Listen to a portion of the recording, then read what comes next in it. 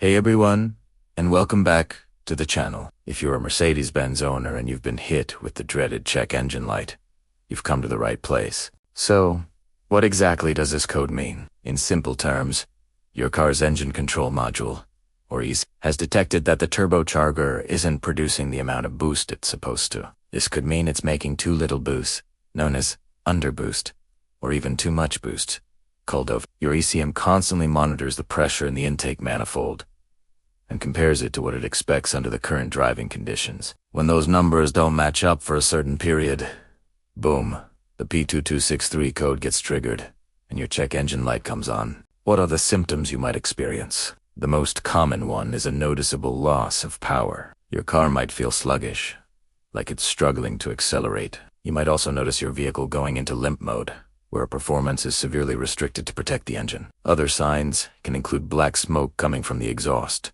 especially during acceleration, a hissing or whining noise from the engine bay, and poor fuel economy.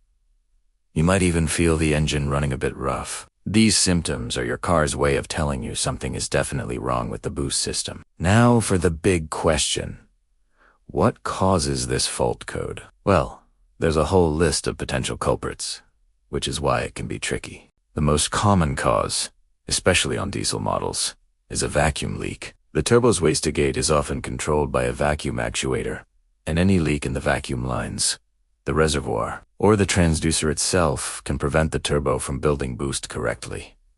Another major possibility is an intake air leak. This is a leak anywhere in the system after the turbo compressor. Think of cracked intercooler hoses, loose clamps, or even a damaged intercooler. If pressurized air is escaping before it reaches the engine, you're not going to get the performance you should. We also have to consider the turbocharger itself. Over time, internal components can wear out. The variable geometry vanes can get stuck due to carbon buildup, or the actuator that controls them could fail. In some cases, the turbo's bearings might be worn, leading to poor performance and eventual catastrophic failure. Don't forget the sensors. A faulty boost pressure sensor or map sensor could be sending incorrect data to the ECM, making it think there's a problem when there isn't. Clogged components like a dirty air filter or a restricted exhaust system, particularly the diesel particulate filter or DPF, can also choke the engine and prevent the turbo from spooling up properly. So, how do we diagnose it?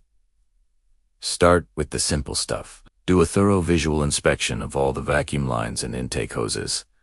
Look for anything that's cracked, disconnected, or oily. A smoke test is a fantastic way to find hidden air leaks in the intake system. Next, use a good quality scan tool to look at live data. Monitor the commanded boost versus the actual boost pressure. If there's a big difference, you're on the right track. You can also use a vacuum pump to test the turbo actuator and the vacuum system to see if they hold pressure. Checking the exhaust back pressure can also help determine if you have a clogged DPF or catalyst. Fixing the problem depends entirely on what you find during your diagnosis. It could be as simple as replacing a $5 vacuum hose or tightening a clamp.